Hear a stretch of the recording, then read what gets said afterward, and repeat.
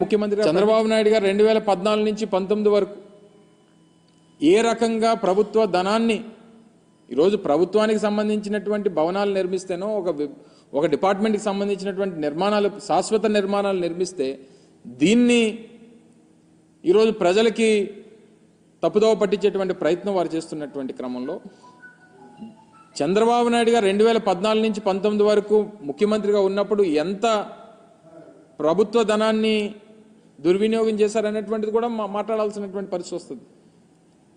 వారు హైదరాబాద్లో జూబ్లీహిల్స్లో వారి సొంత భవనాన్ని నిర్మించుకునేటువంటి క్రమంలో వారి కుటుంబ సభ్యులందరినీ తీసుకొని వెళ్ళి ఒక ప్రైవేట్ హోటల్లో పెట్టి కోట్లాది రూపాయలు ప్రైవేట్ హోటల్కి చెల్లించినటువంటి సందర్భాలు సరే ఇవన్నీ ప్రభుత్వంలో ముఖ్యమంత్రులుగా ఉన్నప్పుడు కొన్ని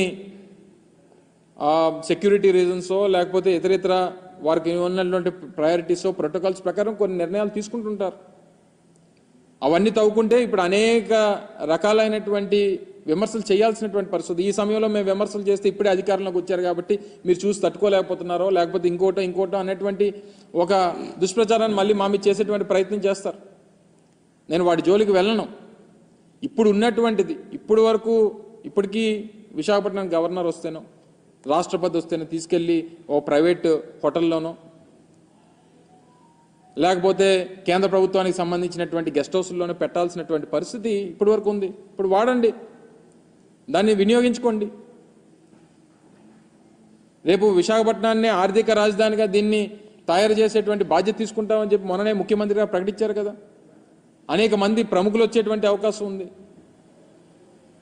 విశాఖపట్నం ఈస్టర్న్ నేవల్ కమాండ్కి మనం హెడ్ క్వార్టర్గా ఉన్నటువంటి క్రమంలో అనేక సందర్భాల్లో రాష్ట్రపతులు అనేక సందర్భాల్లో ప్రధానమంత్రి గారు వచ్చేటువంటి సందర్భాలు ఉన్నాయి. ఉపరాష్ట్రపతులు మొన్న గతంలో ఆంధ్ర మన మెడికల్ ఏఎంసీకి సంబంధించినటువంటి ఫంక్షన్కి వచ్చారు, 100 years ఫంక్షన్కి.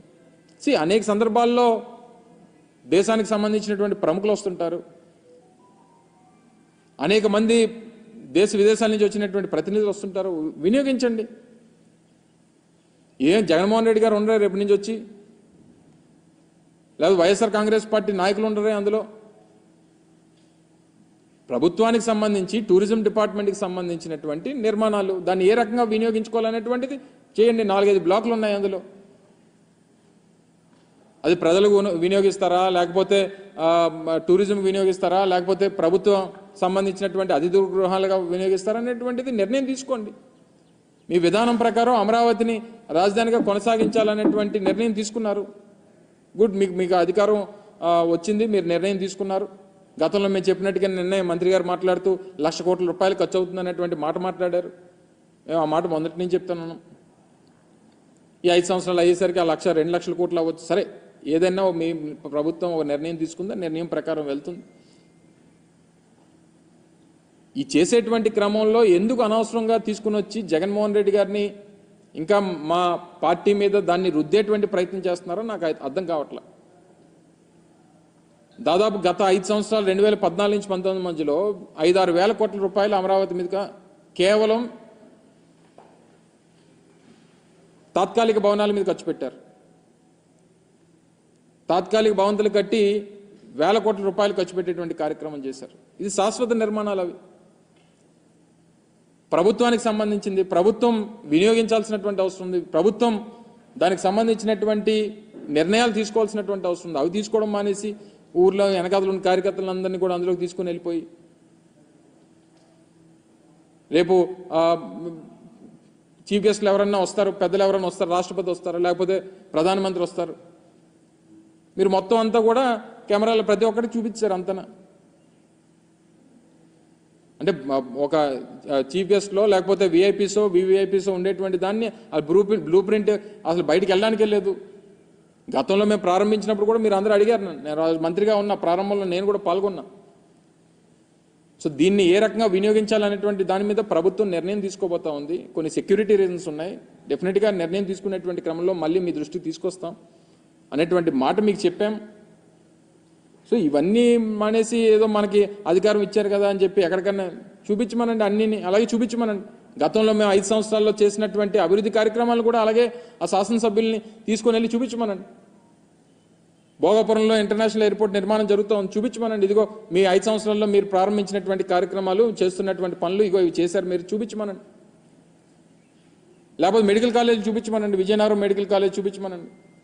లేకపోతే ఉద్యానంలో కట్టినటువంటి హాస్పిటల్ చూపించమనండి, లేకపోతే వాటర్ ప్రాజెక్ట్ చూపించమనండి, లేకపోతే పాడేరులో మన మెడికల్ కాలేజ్ నిర్మాణం, నర్సీపట్నంలో మెడికల్ కాలేజ్ నిర్మాణం, లేకపోతే సాలూరులో tribal university, Parvathipuram medical college, Kurupam engineering college, ఇవన్నీ చూపించమనండి. నిర్మాణాలు జరుగుతూ ఉన్నాయి, కొన్ని నిర్మాణాలు పూర్తి అయిపోయినాయి.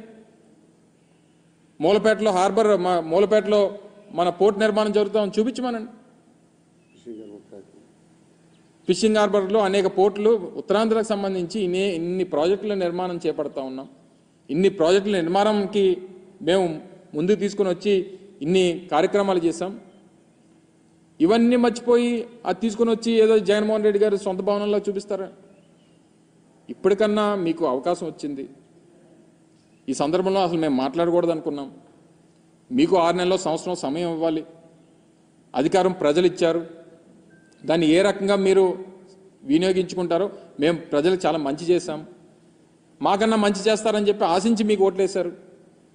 దాన్ని ఏ రకంగా నిలబెట్టుకోవాలనేటువంటి ప్రయత్నం చేయాలి తప్ప,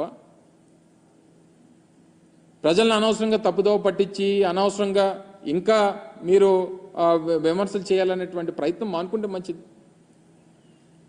ఇదే గంటా శ్రీనివాసరావు గారు ఆ రోజు మొదట్లో 2019లో విశాఖపట్నం రాజధాని అని చెప్పి ఒక నిర్ణయం మా ప్రభుత్వం చేసినప్పుడు స్వాగతించింది ఆయనే మొదటగా. మరి వారికి గుర్తుందో లేదో నాకు తెలియదు, కానీ నాకైతే బాగా గుర్తుంది. ఇదే గంటా శ్రీనివాసరావు గారు పాపం ఆ రోజు స్వాగతించారు. విశాఖపట్నం రాజధానిని చేయడం అనేటువంటిది మంచి నిర్ణయం, మంచి ఆలోచన ప్రభుత్వం చేసిందని చెప్పి స్వాగతించారు. సరే, ఇప్పుడు ఏదేమైనప్పుడా నిర్ణయాలు, ఆయన ఆలోచనలు మారినా, ఏది మారినా, ఇది ప్రభుత్వంలో ఉండగా అధికార పార్టీలో ఉన్నారు, వారు అధికారంలో ఉన్నారు.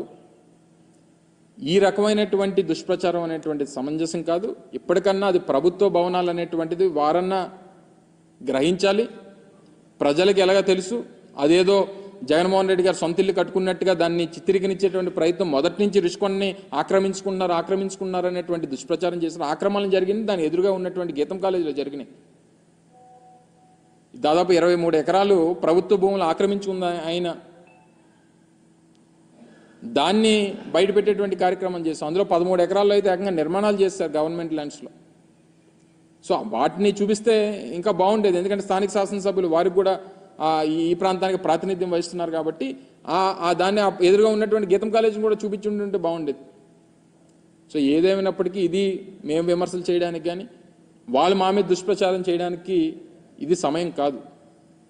మేము కన్స్ట్రక్టివ్గా ప్రజల పక్షాన ప్రభుత్వం చేపట్టేటువంటి కార్యక్రమాల్లో ఏదైనా లోటుపాట్లు ఉంటే వాటిని కన్స్ట్రక్టివ్గా క్రిటిసైజ్ చేయాలనేటువంటిది మా తాపత్రయం. ఆ ప్రకారం మేము వెళ్తాం తప్ప ఇటువంటివి చేసి మళ్ళీ అనవసరంగా లేనిపోయినటువంటివి ఇప్పటి నుంచి ఈ రకమైనటువంటి దానికి ఒక ప్లాట్ఫామ్ వేయొద్దు అనేటువంటిది వారిని కోరుతా ఉన్నా.